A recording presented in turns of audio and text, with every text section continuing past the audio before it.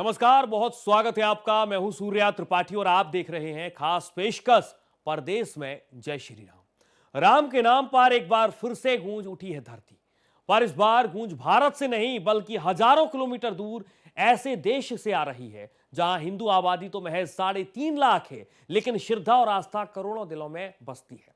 जी हां, इस छोटे से देश में बनने जा रहा है अयोध्या जैसा भव्य राम मंदिर, वो भी वैसी ही भक्ति, वैसी भव्यता और वैसा ही विश्वास लेकर जैसा हमने अयोध्या में देखा था, जहां सीमाएं छोटी हैं लेकिन भक्ति की सीमा नहीं, जहां जनसंख्या कम है लेकिन भावना अपार है। आज हम आपको बताएंगे उस देश के बारे में जहां मर्यादा पुरुषोत्तम श्री राम के नाम से इतिहास का एक स्वर्णिम अध्याय लिखा जाने वाला है। इस रिपोर्ट को आप देखिए और समझिए।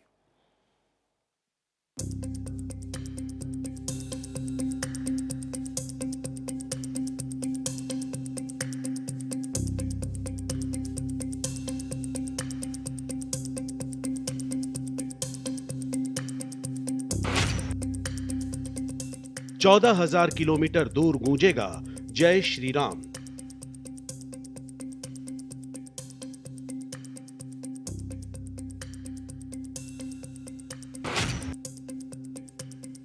त्रिनिदाद में गढ़ेगा अयोध्या जैसा इतिहास।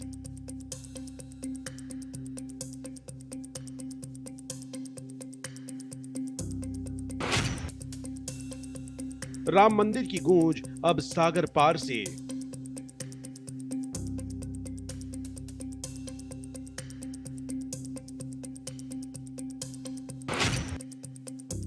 त्रिनिदाद बनेगा भक्ति का नया तीर्थ।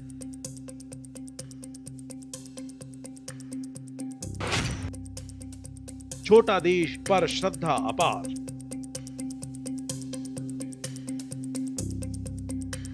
कैरिबियन का एक छोटा सा देश समुद्र के बीच बसा हुआ है, लेकिन वहां गूंजती है सिया राममय सब जग जानी। बात हो रही है त्रिनिदाद और टोबैगो की। यहां हिंदू आबादी अच्छी खासी है और भगवान राम के प्रति आस्था पीढ़ियों से चली आ रही है। इसी आस्था को और मजबूत करने के लिए देश की राजधानी में राम मंदिर बनाने की तैयारी हो रही है। मंदिर ऐसा जो न केवल श्रद्धा का प्रतीक होगा बल्कि सनातन संस्कृति की अमर विरासत का भी संदेश देगा। त्रिनिदाद के जन सुविधा मंत्री बैरी पदारत ने धार्मिक नेताओं के साथ बैठक में यह घोषणा की है। सरकार इस मंदिर की योजना को पूरा समर्थन देगी। उन्होंने कहा कि रामलला की पहल का हम स्वागत करते हैं और हम इसका समर्थन करते हैं। दुनिया में जहां जहां हिंदू संस्कृति बची है उनमें त्रिनिदाद और टोबैगो की पहचान एक रामायण देश के रूप में होती है। यहां 19वीं सदी से पीढ़ी दर पीढ़ी हिंदू धर्म की परंपराओं को आगे बढ़ाया जा रहा है। भागवत कथा और रामायण आज भी यहां घर में पूरे भक्ति भाव से पढ़ी जाती है। बता दें, सरकार इस राम मंदिर को सिर्फ पूजा की जगह नहीं बल्कि एक पर्यटन और सांस्कृतिक केंद्र के रूप में भी देख रही है। सरकार का मानना है कि इससे देश की पहचान और मजबूत होगी और दुनिया भर के श्रद्धालु यहां आएंगे। वहीं न्यूयॉर्क की संस्था ओवरसीज फ्रेंड्स ऑफ राम मंदिर के संस्थापक प्रेम भंडारी ने एक और दिलचस्प प्रस्ताव दिया कि यहां एक छोटी अयोध्या नगरी बनाई जाए, खास तौर पर उन लोगों के लिए जो भारत की अयोध्या नहीं जा पाते। ये प्रस्ताव उन्होंने त्रिनिदाद की प्रधानमंत्री कमला प्रसाद बिसेसर के सामने रखा। अभी हाल के महीने मई 2025 में त्रिनिदाद टोबैगो में अयोध्या के राम मंदिर की रामलला प्रतिमा की प्रतिकृति का अनावरण हुआ,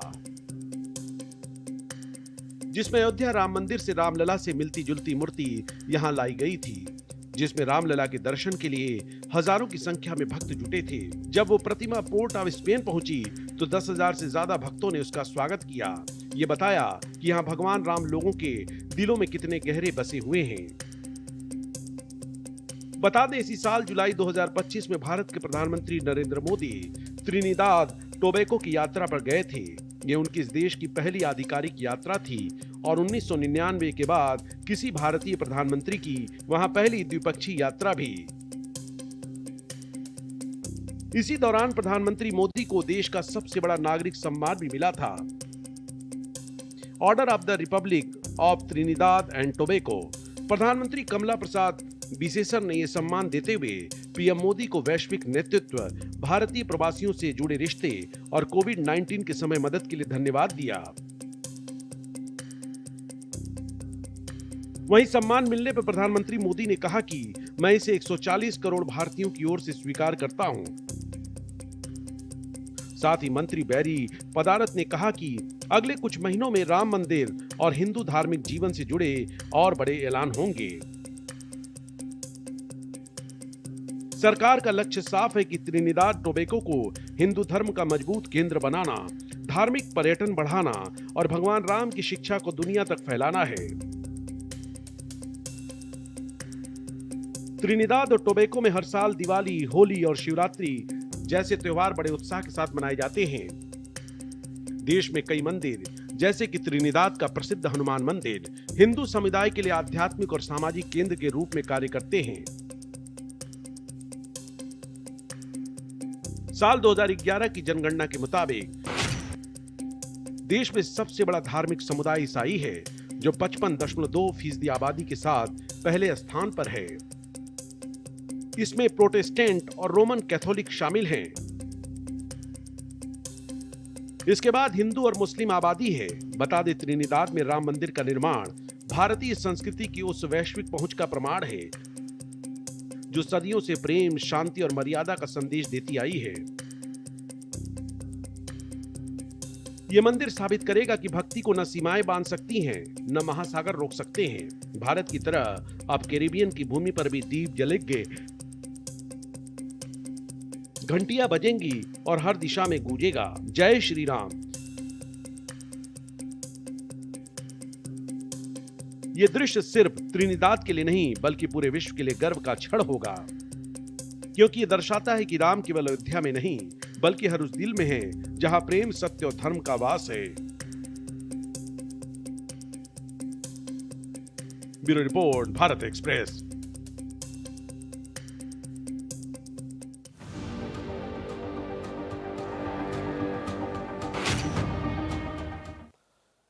अमेरिका लैटिन अमेरिका के समुद्री क्षेत्र में अपनी सैन्य शक्ति को बढ़ाने में जुटा हुआ है। अमेरिकी सेना अपनी सैन्य शक्ति उस सीमा में बढ़ा रही है जहां पर ट्रंप प्रशासन ड्रग्स तस्करी के आरोप के बाद हाल के दिनों में वोट्स पर हमले तेज किए हैं। अमेरिका की तरफ से बड़ी सैन्य सरगर्मी के साथ ही वेनेजुएला भी सतर्क हो गया है और उसने भी जवाब में रूसी हथियारों की तैनाती बढ़ा दी है। दोनों के बीच बढ़ी तनातनी पर देखिए हमारी खास रिपोर्ट।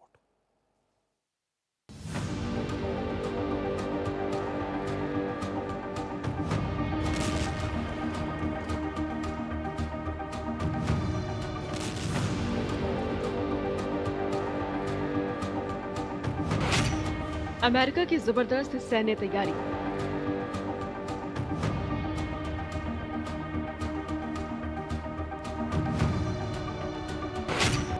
कैरिबियन में विमानवाहक पोत तैनात।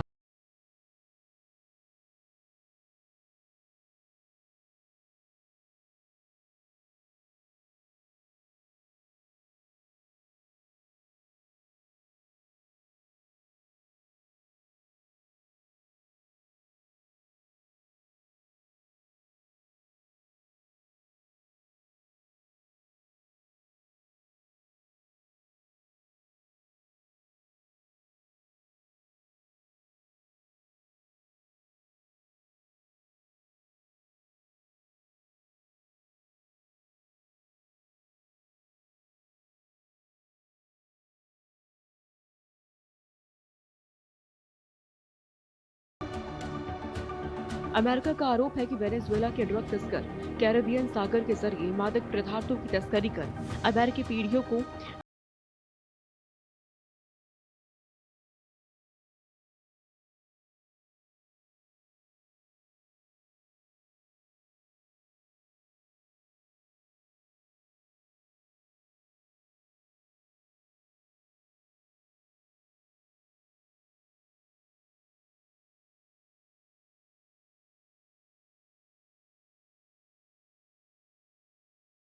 अब तक के किसी भी मादक पदार्थ विरोधी अभियान से बड़ा है और ये वॉशिंगटन की अब तक की सबसे शक्तिशाली सैन्य कार्रवाई है। ट्रंप प्रशासन ने पुष्टि की कि USS Gerald Ford aircraft carrier group Caribbean सागर की ओर रवाना किया जा रहा है। फिलहाल इस बात का खुलासा नहीं किया गया कि जेराल्ड फोल्ड कब कैरेबियन पहुंचेगा।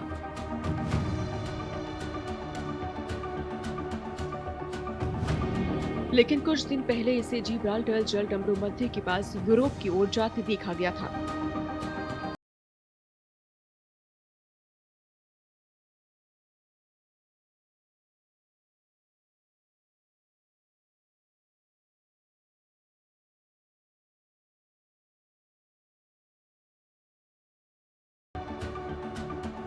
अमेरिकी सेना ने अपनी शक्ति उस क्षेत्र में बढ़ाई है जहां ट्रंप प्रशासन ने ड्रग्स ले जाने के आरोप के बाद हाल के दिनों में बोट्स पर तेज हमले किए हैं। फिलहाल क्षेत्र में पहले से ही 8 युद्धपोत, 1 परमाणु पनडुब्बी और F-35 लड़ाकू विमान तैनात हैं। अमेरिकी बॉम्बर वेनेजुएला के तट के बेहद करीब पहुंच गए हैं। सवाल है कि अमेरिका ड्रग तस्करों के खिलाफ ही कार्रवाई करेगा या वह वेनेजुएला पर हमले का प्लान बना रखा है। अमेरिका और वेनेजुएला में टेंशन चरम पर पहुंच गया है। दोनों देश अभी युद्ध के मुहाने पर खड़े हैं।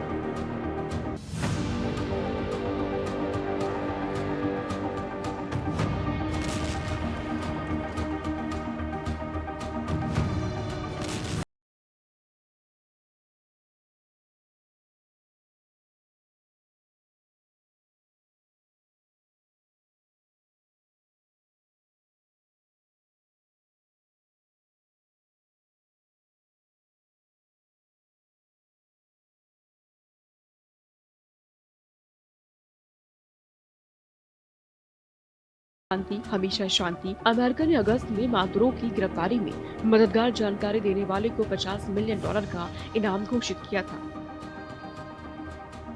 अमेरिका की तरफ से चल रही तैयारियों के बीच मादुरो ने साफ तौर पर कहा कि ये नशे के बहाने हैं, वे हमारी सरकार को उखाड़ फेंकना चाहते हैं। ट्रंप का नया खेल है। 10,000 सैनिकों और करीब दर्जनों एयरक्राफ्ट कैरियर और युद्धपोतों की तैनाती ने युद्ध की आशंका को और बढ़ा दिया है। लैटिन अमेरिका में जिस तरह से अमेरिका ने जंगी सरगर्मी बढ़ाई है, उससे यह सवाल उठ रहा है कि क्या वाकई पेंटागन वेनेजुएला पर हमला कर देगा।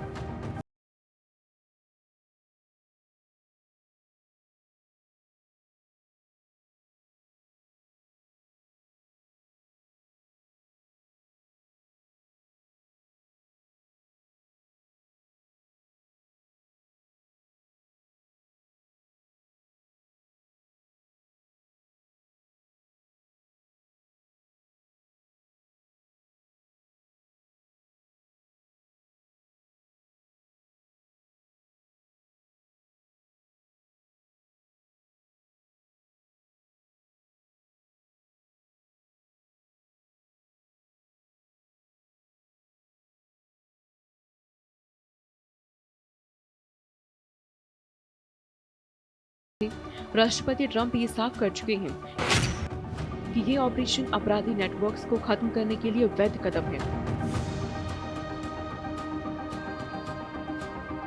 अमेरिका ने कैरेबियन में अपना अब तक का सबसे बड़ा सैन्य जमावड़ा किया है।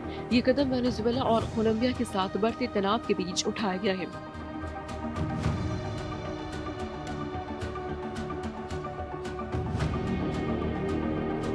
अमेरिका की युद्ध तैयारियों के जवाब में राष्ट्रपति मादुरो ने भी वॉर रूम में बैठक की और उन्होंने रूसी हथियारों की तैनाती का आदेश दे दिया।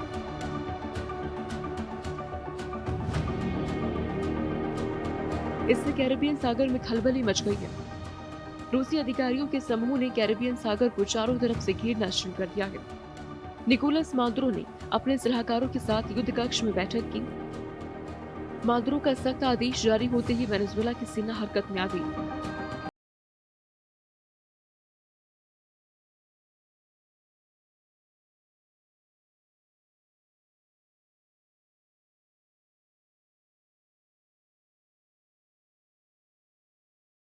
राजनीतिक टेंशन बढ़ने की आशंका।